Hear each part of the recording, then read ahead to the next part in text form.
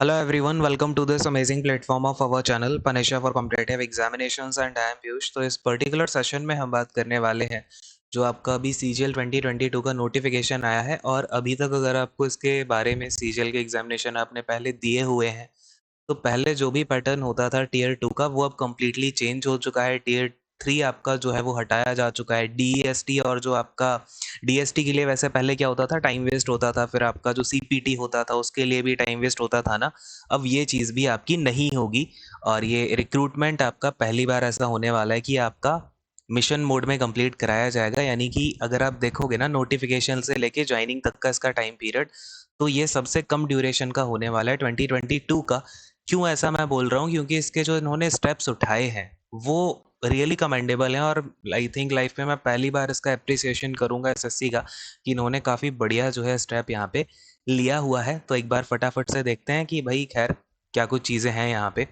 और अगर कोई आपको डाउट हो कमेंट सेक्शन में डालना और एक एक करके शुरू करते हैं। अभी देखो सारी चीज़ें मुझे समझानी है तो आपको थोड़ा सा सुकून से शांति से बैठ जाओ, सारी चीज़ें सुनते जाओ।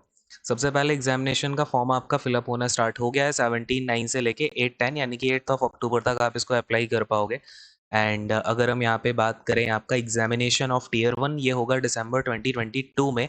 और जो टीयर 2 होगा इसका वो आपको बताया जाएगा जो भी इसका मेंस का एग्जामिनेशन होता था। अब देखो मेंस का एग्जामिनेशन ना पूरे तरीके से बदल दिया गया है, उस पर भी आएंगे। पहले आपका जो डिटेल ऑफ पोस्ट है, वैकेंसीज वगैरह कितनी है उसकी भी यहाँ पे बात करेंगे। ठीक है, तो एक एक करके देखते जाओ। सबसे पहले अगर आप देखोगे पे लेवल यहाँ पे आपका 8 की वैकेंसीज भी हैं, 7 की भी हैं, 6 की भी हैं। यहाँ पे अलग अलग नाम दिए गए हैं। फिलहाल जब हम बात करेंगे आपका कि कौन कौन से पोस्ट में कितनी वैकेंसीज आई हैं इंडिविजुअली, तब मैं आपको पोस्ट भी दिखाता जाऊंगा। ये ग्रुप बी की वैकेंसीज हैं। टोटल यहाँ पे 22 नंबर ऑफ पोस्ट है। नंबर ऑफ पोस्ट बोले तो ये different different type of post हैं, फिर इसके अंदर अलग अलग वैकेंसीज का ब्रेकअप होगा। इसके बाद में लेवल 5 जो कि ग्रुप सी का आपका जॉब होती है, जिसमें कि ऑडिटर और अकाउंटेंट होते हैं, जिसमें अकाउंटेंट और जूनियर अकाउंटेंट भी हैं। तो ये आपका अलग से है। यहाँ पे 18 से, अच्छा एज का एक बार देख लो, 18 से 27 तो ये है। कुछ कुछ आपका जॉब है जिसमें कि आपका 32 ईयर्स तक की मैक्सिमम एज भी आपको देखने को मिलेगी। ठीक है, ये आपका 18 to 27 हो गया। फिर पे लेवल 4 में देखोगे तो यहाँ पे पी ए ऐसे आप अगर देखोगे यहाँ पे ध्यान से, तो पहले ये वैकेंसी कहाँ पे आती थी, CHSL में आती थी, लेकिन इसका पे लेवल 4 करके क्या कर दिया गया है कि इसको SSC CGL में ही डाल दिया है ना। फिर आता है अपना सीनियर सेक्रेटरीट असिस्टेंट, जो कि आपके SSA को हम क्या बोलते हैं, बेसिकली UDC ही होते हैं ये। तो UDC की यहाँ पे वैकेंसी है। फिर इसके बाद में आपका टैक्स असिस्टेंट हो गया CBDT और CBIC में। इसके अलावा आपका SI हो गए और UDC हो गए। अच्छा, अगर आप देखोगे यहाँ पे आपको एक जो नई पोस्ट ऐड हुई है EA के बारे में, वो भी देखने को मिलेगी। अ, चलो खैर बाद में दिखाऊंगा, पहले तो हम जो ज़रूरी बातें हैं उन पे चलते हैं एक बार। वैकेंसीज अगर हम यहाँ पे देखें तो टेंटेटिव वैकेंसीज जो हैं आपकी अप्रॉक्स 20,000 वैकेंसीज हैं। यानी कि आपका ये एक, चलो ऐसा मान लेते हैं 19,000 प्लस तो होंगी ना। तो ये हाईएस्ट एवर है। इतनी वैकेंसीज मैंने तो कभी नहीं देखी अपने जब से मैं चीज़ें देख रहा हूँ एग्जामिनेशन की। पहले आया करती थी, आपका जो IBPS था वो देता था 25 वैकेंसीज तक, 25,000 तक। लेकिन 20,000 वैकेंसीज CGL के एग्जामिनेशन में आना इज़ अ ग्रेट थिंग। बस बात यही है कि उसमें आपका PA ऐसे कि आपको काफ़ी ज़्यादा वैकेंसीज देखने को मिलेंगी, जैसा कि पहले से भी एंटिसिपेटेड था। ठीक है, यहाँ तक बात समझ में आती है इतनी सी। तो वैकेंसीज आपकी ये हैं। एक बार हम फटाफट से उसकी जो भी एज वगैरह है, कौन से डेट तक देखी जा रही है, वो देखेंगे। तो एज लिमिट आपकी देखी जा रही है 1 जनवरी 2022 तक। यानी कि अगर आप 18 से 27 वाले एज ग्रुप में जा रहे हो तो आप 2/1/1995 से पहले पैदा नहीं होने चाहिए और 1/1/2004 से आगे पैदा नहीं होने चाहिए।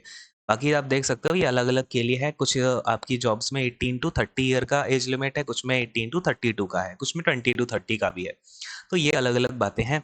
अब आगे बढ़ते हैं। यहाँ पे आपका अलग अलग जो है आपको वो मिलेगा ही सही, जैसा कि ये सारी सारी जॉब्स में आपको मिल रहा होता है। क्या तो भाई एज रिलैक्सेशन है ना। अब फटाफट से थोड़ा सा और आगे आते हैं। ये क्या गड़बड़ कर रहा है। थोड़ा सा और आगे आते हैं तो हमें यहाँ पे दिखेगा।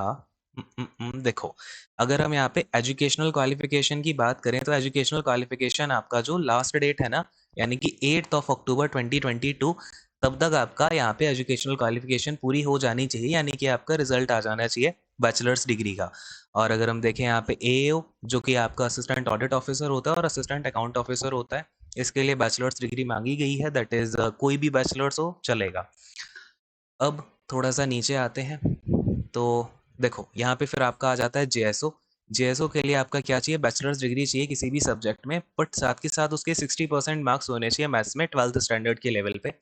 फिर आती हैं बाकी की जो भी पोस्ट हो गई आपकी। एक बात देखना यहाँ पे आपका स्टैटिस्टिकल इन्वेस्टिगेटर की कोई भी पोस्ट नहीं है, तो मतलब आप देखो यार कि एक तो 19,000 प्लस वैकेंसीज में 20,000 ही अगर हम बात करें, 20,000 के मुझे लग रहा है लमसम ऐसी रहेंगी 20,100 200 के लमसम, ठीक है। तो 20,000 पोस्ट हैं, उसमें स्टैटिस्टिकल इन्वेस्टिगेटर की एक भी वैकेंसी नहीं है, तो आप समझ सकते हो ये आपके लिए कितनी बढ़िया बात है। जबकि पिछली बार आपका 7,000 थी, जिसमें से अराउंड 600 तो स्टैटिस्टिकल इन्वेस्टिगेटर की थी, तो वो किसी काम की रहती नहीं है। ये चीज़ है। बाकी की सारी पोस्ट के लिए आपका बस बैचलर्स डिग्री होना चाहिए, उसमें आपका कोई भी ऐसा नहीं है कि पर्टिकुलर एक कोई परसेंटेज का क्राइटेरिया है। बाकी जो लास्ट ईयर के बच्चे हैं, वो जो फाइनल ईयर में है, वो अप्लाई कर सकते हैं, लेकिन एक बात याद रखना, उनका जो रिजल्ट है ना, वो 8/10/2020 के पहले आ जाना चाहिए। यानी कि उनको एसेंशियल क्वालिफिकेशन ये पजेस कर लेनी है। बात मेरी समझ में आई ना? चलो, अब आगे आते हैं भाई। अब थोड़ी सी हम बात करेंगे, ये तो फॉर्म करेक्शन के लिए आपको आगे दिया जाएगा। एग्जामिनेशन पैटर्न की बात करेंगे यार, अब कहाँ चला गया। देखो, ये रहा आपका स्कीम ऑफ एग्जामिनेशन। क्या होगा आपका, ये एग्जामिनेशन 2 टीयर में होगा। अब देख रहे हो, पहले क्या होता था, आपके 4 टीयर होते थे, एक टीयर 3 भी होता था, एक आपका टीयर 4 भी होता था। अब क्या कर दिया इन्होंने, ये 2 टीयर हटा दी, तो आप समझ सकते हो कितना ज़्यादा टाइम आपका बच गया। बिकॉज ये जो 2 टीयर है ना, सबसे ज़्यादा टाइम आपके यहाँ पे लेने वाले थे। एक तो आपका सीपीटी होता था टीयर 4 में, डीएसटी होता था। टीयर 3 में आपका होता था यहाँ पे वो डिस्क्रिप्टिव का टेस्ट, जिसके मार्क्स बहुत देर में आते थे, 2021 वाले लटके हुए हैं। ये दोनों कहानी खत्म हो गई, यानी कि आपका बहुत सारा टाइम बच गया। सिर्फ टीयर 1 देना है, टीयर 2 देना है। अब देखो यहाँ पे मार्क्स ऐड कैसे होंगे, आपकी मेरिट कैसे बनेगी। सबसे पहले तो आपका थोड़ा सा नीचे आएंगे, टीयर 1 का एग्जामिनेशन जैसे होता था वैसे ही है। जनरल इंटेलिजेंस और रीजनिंग के 25 क्वेश्चन होंगे 50 मार्क्स के। जनरल अवेयरनेस के 25 क्वेश्चन होंगे 50 मार्क्स के। Then you have quantitative aptitude 25 question 50 marks. English comprehension is also there 25 question 50 marks, और यहाँ पे आपको टाइम 1 आवर का मिलेगा, ठीक है। टीयर टीयर 1 के लिए जो है नेगेटिव मार्किंग होगी 0.50 की, यानी कि 1/4 की हमेशा से होती रही है। अब मजे की बात यह है कि अब आपका टीयर 1 के जो भी मार्क्स होंगे ना, वो फाइनल मेरिट में नहीं जुड़ेंगे। अभी क्या होता था, टीयर 1 के मार्क्स ऐड होंगे, 2 के भी होंगे, 3 के भी होंगे, लेकिन अब क्या होगा, आपका जो फाइनल मेरिट बनेगी उसमें सिर्फ टीयर 2 के मार्क्स ऐड होंगे। और टीयर 2 का जो पैटर्न है ड्रास्टिकली चेंज हो चुका है। बात को समझेंगे एक बार ध्यान से। क्या है यहाँ पे कहानी हमारी की, जो टीयर 1 है, टीयर 1 में तो आपका क्या होगा, आप जैसे अलग अलग पोस्ट थी ना, तो जैसे एओ के लिए अलग यहाँ पे कट ऑफ निकलेगी, फिर आपका जेएसओ के लिए अलग कट ऑफ निकलेगी, बाकी सारी पोस्ट के लिए कंबाइंड कट ऑफ निकलेगी। बट ये जो आपके मार्क्स की कट ऑफ तो निकलेगी एज ऑलवेज जो निकलती थी, बट इसके जो मार्क्स आएंगे ना आपके, वो फाइनल मेरिट में नहीं जुड़ेंगे। बात मेरी समझ पा रहे हो? जैसे अगर मैंने बोला एओ की कट ऑफ आपकी 150 गई, इस बार ऐसी जाने वाली है, ठीक है। एओ की कट ऑफ अगर 150 गई, तो आपका क्या होगा, 150 के ऊपर वाले जितने बच्चे हैं वो एओ का पेपर 3 तो देंगे, लेकिन उनके मार्क्स ऐड नहीं होंगे टीयर 2 में। बात की गहराई तक पहुंच गए? चलिए आगे बढ़ते हैं। तो यहाँ पे आपके पास टीयर 2 का एग्जामिनेशन का स्कीम आया। ये देखो, अब ये बहुत ज़रूरी है आपको समझना किस तरीके से एग्जामिनेशन की क्या क्या चीज़ें हैं। इसके बारे में और भी डिटेल वीडियो आपको कल तक एक और बना दूंगा। फिलहाल तो आप समझो बेसिक बेसिक सी क्या क्या बातें इसमें आपके सामने हैं। तो देखो, सबसे पहले इसमें आपका पेपर 1 होगा। पेपर 1 किसके लिए है? सारी पोस्ट के लिए है। यानी कि इसमें आपको मैंने क्या बताया, 3 कट ऑफ निकलने वाली थी आपका टीयर 1 में, एओ जेएसओ और बाकी की सारी पोस्ट के लिए। ये जो सारी पोस्ट वाले बच्चे आएंगे ना, यानी कि जो जेएसओ के लिए भी क्वालिफाई करेंगे, एओ के लिए भी क्वालिफाई करेंगे, यानी कि टोटल मिला के टीयर 1 अगर आपने पास कर लिया, तो सारे के सारे बच्चे पेपर 1 देंगे। अब इस पेपर 1 के अंदर देखो, एक तो सेशन 1 होगा जो कि आपका 2 आवर 15 मिनट्स का होगा, ठीक है। थोड़ा सा नीचे आएंगे, देखो सेशन 1 होगा, फिर सेशन 2 होगा जो कि 15 मिनट्स का होने वाला है। अब देखिए, सेशन 1 की अगर हम बात करें तो इसमें आपके 3 सेक्शन है, सेक्शन 1, सेक्शन 2, सेक्शन 3। अब इन तीनों सेक्शन में ना दो दो मॉड्यूल है। बात की गहराई को ध्यान से समझना यार अभी, ठीक है। क्या है, आपके दो दो मॉड्यूल हैं। अगर हम पेपर 1 के सेशन 1 का जो सेक्शन 1 है उसके मॉड्यूल 1 की बात करें, तो उसमें मैथमेटिकल एबिलिटीज आएंगी। और हाँ, एक बात मैं आपको बता दूं, इसका आपको डेविएशन मिलेगा कहीं ना कहीं बैंकिंग पैटर्न की तरफ। कैलकुलेटिव क्वेश्चंस बहुत होंगे, जैसा आपने अभी आईसीएआर का पेपर देखा है ना, आईसीएआर का जो आपका असिस्टेंट वाला हुआ था, तो वैसे ही क्वेश्चन कहीं ना कहीं आपको इसमें देखने को मिलेंगे। बात की गहराई समझ में आ गई? 30 क्वेश्चंस होंगे सिर्फ। पहले आपके 100 क्वेश्चन आया करते थे मैथ के, लेकिन अब क्या है, ये कहानी खत्म। सिर्फ 30 क्वेश्चंस आएंगे और यहाँ पे ये हर एक क्वेश्चन 3 नंबर का होगा। जो उसका मॉड्यूल 2 होगा उसमें जनरल इंटेलिजेंस और रीजनिंग पूछी जाएगी। टोटल इसके भी 30 क्वेश्चन होंगे। अब देखो ये दोनों मिला के 60 क्वेश्चन हो गए ना, 60 क्वेश्चन, हर एक क्वेश्चन 3 नंबर का, और टोटल आपका 180 मार्क्स का ये मॉड्यूल अपना जो सेक्शन 1 है पेपर 1 का, वो तैयार हो गया। बात की गहराई समझ आ गई क्या? अरे बोलो हाँ। सेक्शन 2 की बात कर रहे हैं, इसमें भी आपके 2 मॉड्यूल हैं। मॉड्यूल 1 में इंग्लिश लैंग्वेज और कॉम्प्रीहेंशन आएगी, इसके 45 क्वेश्चन होंगे, ठीक है। फिर जनरल अवेयरनेस इसमें भी आएगी, जिसके 25 क्वेश्चंस होंगे। देखो यार, ये जो चीज़ है ना, ये अल्टीमेटली अब यहाँ पे बहुत ही आपका एक अहम रोल जो है प्ले करने वाली है। ये कहीं ना कहीं जो बैंकिंग का मेंस का पेपर होता है ना, वही वाली कहानी यहाँ पे हो गई। अब आपको इसके बारे में और डिटेलिंग में बताऊंगा, क्या क्या चीज़ें, कैसे कैसे इसका पैटर्न, अभी आपको चीज़ें देखने को मिलेगी। फिलहाल तो यही देख लो, ये क्या है, आपके टोटल 70 क्वेश्चन हो गए, हर एक क्वेश्चन 3 नंबर का। 70 क्वेश्चन 3 नंबर के, तो 210 नंबर का आपका ये पूरा सेक्शन 2 जो है वो आपका तैयार हो जाता है। 180 नंबर का ये सेक्शन तैयार हो गया, 210 नंबर का ये सेक्शन तैयार हो गया। अब हम सेशन 1 के देखो, सेशन 1 के सेक्शन 3 पे चले तो हमें मिला मॉड्यूल 1, जिसमें कि कंप्यूटर नॉलेज का ये मॉड्यूल है, जिसके 20 क्वेश्चंस होंगे। 60 मार्क्स का आपका ये पूरा का पूरा एक सेक्शन होगा। बात यहाँ तक समझ आती है? पहला वाला जो सेक्शन है उसमें आपको 1 घंटा दिया जाएगा, दूसरे वाले सेक्शन में आपको यहाँ पे 1 घंटा दिया जाएगा, 2 घंटे ये हो गए। जो सेक्शन 3 है, जिसमें कंप्यूटर नॉलेज मॉड्यूल पूछा जा रहा है, इसमें आपको 15 मिनट्स दिए जाएंगे। तो टोटल मिला के 2 घंटे 15 मिनट का ये पेपर 1 तैयार हो गया, ठीक है। फिर सेशन 2 पे आए, सेशन 2 पे आए तो इसमें हमें मिला सेक्शन नंबर 3 का ही मॉड्यूल नंबर 2। ये जो सेक्शन नंबर 3 का एक मॉड्यूल हो गया ना, मॉड्यूल नंबर 2 में क्या होगा, data entry speed test module. जो आपका डीएसटी होता था ना लास्ट में, वो साथ के साथ हो जाएगा, तो सीधा फाइनल रिजल्ट निकाल देंगे ये लोग कि भाई इतने बच्चे पास हो गए, आ जाओ अंदर, ठीक है। तो डीएसटी होगा, इसमें एक डेटा एंट्री का टास्क आपको दिया जाएगा। इसके लिए भी आपको 15 मिनट मिलेंगे। इसके कोई नंबर नहीं है, क्योंकि ये तो आपका सिर्फ एक टास्क है, तो इसे आपको पास करना पड़ेगा, यानी कि पासिंग एज ऑलवेज जो डीएसटी होता है वही रहेगा।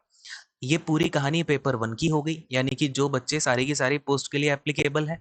फिर ये आपका पेपर 2 होता है जेएसओ के लिए, और पेपर 3 होता है एओ के लिए, ठीक है। जेएसओ के लिए स्टैटिस्टिक्स के 100 क्वेश्चन होंगे, 2 मार्क्स के, 200 नंबर का पूरा पेपर होगा, 2 घंटे आपको यहाँ पे दिए जाएंगे। पेपर 3 में एओ का पेपर होगा, जनरल स्टडीज, जिसमें फाइनेंस और इकोनॉमिक्स के क्वेश्चन आएंगे। 100 क्वेश्चन होंगे, 2 मार्क्स ईच क्वेश्चन, 200 मार्क्स का आपका ये पेपर होगा। इसमें भी आपको 2 घंटे मिलेंगे। तो ये पूरी कहानी है पेपर 1, पेपर 2, पेपर 3 की। बात यहाँ तक क्लियर? कैसे क्या एग्जाम होगा, कितना टाइम मिलेगा, हर सेक्शन के लिए अलग टाइमिंग है, याद रखना। ऐसा नहीं है कि पूरा अगर 2 घंटे 15 मिनट का पेपर है तो पूरा ही मिल जाएगा। इस सेक्शन में आपको सिर्फ 1 घंटा मिलेगा, इस वाले सेक्शन में आपको 1 घंटा मिलेगा, फिर अगले वाले सेक्शन में आपको 15 मिनट मिलेंगे, ठीक है। ये कहानी यहाँ तक क्लियर? अब देखो क्या क्या पॉइंट्स है आपके पास, कि टीयर 2 में यहाँ पे क्या होगा, पेपर 1, पेपर 2, पेपर 3 अलग अलग शिफ्ट में होगा या डेज में। वैसे एक ही दिन वैसे हो सकता है करा दें, बट क्योंकि 20,000 वैकेंसीज है तो मे बी आपको ये वाली चीज़ जो है देखने को मिले कि एक से ज़्यादा दिन पेपर होगा। फिर वो नॉर्मलाइजेशन का खेल जो है यहाँ भी कहीं ना कहीं चल जाए। आशा करता हूँ कि एसएससी ऐसा नहीं करेगा, बट अब इतनी सारी पोस्ट हैं तो इतने सारे बच्चे होंगे, अब खैर ये क्या करते हैं वो देखने वाली बात होगी। पेपर 1 कंपलसरी है सारी की सारी पोस्ट के लिए, पेपर 2 मैंने आपको बताया जीएसओ के लिए होता है, पेपर 3 मैंने आपको बताया एओ के लिए होता है। पेपर 1 के आपके जो 3 सेक्शन हैं उसमें 2-2 मॉड्यूल होंगे। ये देखो यहाँ पे आपको इन्होंने अलग से भी दे दिया, इस तरीके के हर एक सेक्शन में 2-2 मॉड्यूल होने वाले हैं। पेपर 1 आपका 2 सेशन में है, सेशन 1 और सेशन 2 एक ही दिन होगा। फिर आपका सेशन 1 जो है उसमें एक तो सेशन 1 है, उसके अंदर सेक्शन 1, सेक्शन 2 और मॉड्यूल 1 का सेक्शन 3, सेक्शन 2। ये एक बार पढ़ लो इसको पूरा, ठीक है, कौन सा वाला सेक्शन है, कौन सा वाला मॉड्यूल है। इस तरीके से आपको इतना पूरा टाइम मिलेगा। वो जो ऊपर मैंने बताया वही कहानी लिखी है, 1 घंटा 1 घंटा 15 मिनट, ये अलग अलग दिए जाएंगे। इसके ऐसे इसके 2 सेक्शन थे ना, क्या था, मैथ प्लस रीजनिंग, इधर इंग्लिश प्लस जीए, और इधर आपका वो कंप्यूटर नॉलेज टेस्ट, ठीक है। चलिए आगे आते हैं। It will be mandatory for the candidate to qualify all the sections of paper 1। Paper 1 के आपके सारे सेक्शन को क्वालिफाई तो करना ही पड़ेगा एनी हाउ। अगर आपने ऐसा कर दिया ना कि कंप्यूटर नॉलेज वाला पार्ट क्वालिफाई नहीं हुआ, तो वहां से आपकी कहानी खत्म, ठीक है। टीयर 2 जो होगा आपका, अरे भाई इन्होंने कितनी लंबी कहानी बता दी है ना। चलो एक बार और आगे देखते हैं क्या क्या पॉइंट्स और हैं आपके। थोड़ा सा इधर आते हैं, देखो तो देखो भाई, अब ये यहाँ पे क्या बता रहे हैं आपको कि क्वेश्चन किस तरीके का होगा। टियर 2 का जो पेपर 1, पेपर 2, पेपर 3 है, तीनों ही आपके ऑब्जेक्टिव टाइप पेपर होंगे, एमसीक्यू क्वेश्चंस होंगे इसमें। बट जो मॉड्यूल 2 है, मैंने बताया जिसमें टास्क देंगे आपको करने के लिए, टाइप करना होगा जिसमें आपको, तो उसमें तो आप क्या ही ऑब्जेक्टिव लोगे, है ना, तो उसमें आपकी टाइपिंग रहेगी। खैर जो डीएसटी का पूरा मॉड्यूल होता है वो टाइपिंग क्या, इसके बाद में आपका जो क्वेश्चंस है वो हिंदी इंग्लिश दोनों लैंग्वेज में होंगे, बट जो इंग्लिश का पेपर होगा वो इंग्लिश में ही होगा। There will be a negative marking of 1 mark, यानी कि बात समझ रहे हो, 3 नंबर मिलेंगे अगर आपने क्वेश्चन सही कर दिया, -1 हो जाएगा अगर आपने क्वेश्चन गलत कर दिया, ठीक है। ये किसके लिए कहानी है, सेक्शन 1 सेक्शन 2 के लिए, यानी कि एक तरीके से आपका जो सेक्शन 3 तक है पेपर 1 का। और आपके जो पेपर 2 और पेपर 3 में वो नेगेटिव मार्किंग रहेगी 0.50 की, यानी कि बेसिकली पेपर 1 में क्या है आपका ये वाला नेगेटिव मार्किंग का पैटर्न फॉलो होगा, पेपर 2 पेपर 3 में आपका ये वाला, यानी कि 0.50 1/4 ही रहेगा। मॉड्यूल 1 ऑफ द सेक्शन 3 यानी कि जो कंप्यूटर नॉलेज टेस्ट है वो आपका मैंडेटरी है, बट सिर्फ आप इसे क्वालिफाई करोगे तो चलेगा, यानी कि क्वालिफाई करना जरूरी है। अगर आप इसे क्वालिफाई नहीं करोगे तो फिर आपका पूरा का पूरा कहानी खत्म हो जाएगी। However while shortlisting the candidate for the post, जहां पे आपका सीपी कंप्यूटर प्रोफिशिएंसी जहां पे आपको चाहिए जिन पोस्ट में, जैसे कि एएसओ हो गया, सीएसएस, एमईए हो गया, एएफएचक्यू हो गया, फिर आपका जो एसएफआईओ हो गया, कॉर्पोरेट अफेयर्स, जीएसआई, इन सभी में आपका क्या होगा, जो आपका एक सीपीटी होता है वो नेसेसरी होता है, शॉर्टिंग असिस्टेंट हो गया, पीएएसए हो गया, तो इनमें जो है वो आपका क्वालिफाइंग आपको चाहिए होगा। अब इसका मतलब आप समझे, बेसिकली ये पॉइंट पूरी की पूरी क्या कहानी बता रहा है कि ये जो पोस्ट होती है जहाँ पे आपका पहले जिन पोस्ट के लिए सीपीटी होता था ना, कंप्यूटर प्रोफिशिएंसी टेस्ट, उन पोस्ट के लिए यहाँ पे तो निकलेगी कट ऑफ, यानी कि इनका जो क्वालिफाइंग स्टैंडर्ड होगा इन पोस्ट के लिए, जो हम पर्टिकुलर इसकी बात कर रहे हैं कंप्यूटर नॉलेज टेस्ट की, इन्होंने जो बात की है ना, जिन पोस्ट में सीपीटी नहीं होता था उन पोस्ट के लिए इसकी कट ऑफ होगी थोड़ी सी कम, यानी कि इसका जो क्वालिफाइंग नंबर होंगे वो थोड़े से कम होंगे। लेकिन ये जो पोस्ट यहाँ पे दर्शाई गई हैं जिनमें सीपीटी लिया जाएगा, उनकी कट ऑफ थोड़ी सी ज्यादा देखने को मिलेगी। बात दिमाग में घुस गई ना अच्छे से, ये बात इन्होंने यहाँ पे बोली है। फिर क्या कहानी है कि आपका मॉड्यूल 2 है जो सेक्शन 3 है, उसमें आपका डेटा एंट्री स्पीड टेस्ट होगा 15 मिनट के लिए। डीएसटी में आपका क्या होगा, 2000 की डिप्रेशंस करने होंगे 15 मिनट्स में, तो वही कहानी है, कुछ अलग इसमें है नहीं। तो ये पूरा का पूरा एग्जामिनेशन का पैटर्न है। सिलेबस आप यहाँ पे देख सकते हो। सिलेबस के बारे में मैं आपसे बात करूंगा अगली वीडियो में, जो कि कल रात तक आएगी, ठीक है। ये देखो आप यहाँ पे एडवांस मैथ का सिलेबस देख सकते हो टियर 2 के लिए, ठीक है। टियर 2 के लिए सिलेबस ध्यान से देख लो, यहाँ पे इस तरीके का सिलेबस यहाँ पे इन्होंने दिया है, यानी कि जुम्मा जुम्मा ये बोल रहे हैं कि हम आपसे जो एडवांस मैथ है ना वो पूछेंगे किसमें, तो प्रोबेबिलिटी भी इसमें आ गई है, और हाँ ये स्टैटिस्टिक्स और प्रोबेबिलिटी का पार्ट भी आ गया, यानी कि जो एडवांस मैथ होती है ना वो आपकी पूरी की पूरी टियर 2 में पूछी जाने वाली है। ये कहानी है। तो फिलहाल बाकी की जो भी बातें होंगी मैं आपको ये सिलेबस के, जो भी जिस तरीके का सिलेबस है वो आपको अगली वीडियो में बताऊंगा, जो कि कब आएगी, कल रात को आएगी, ठीक है। फिलहाल अब इस सेशन को यहीं पे एंड करते हैं। सबसे ज़्यादा इशू यही था कि टियर 2 का पैटर्न कैसा क्या है वो मैंने आपको अच्छे से समझा दिया है। कोई डाउट है तो कमेंट सेक्शन में छोड़ देना। अभी एंड करते हैं सेशन को। Thank you so much, God bless you all, take care and bye bye.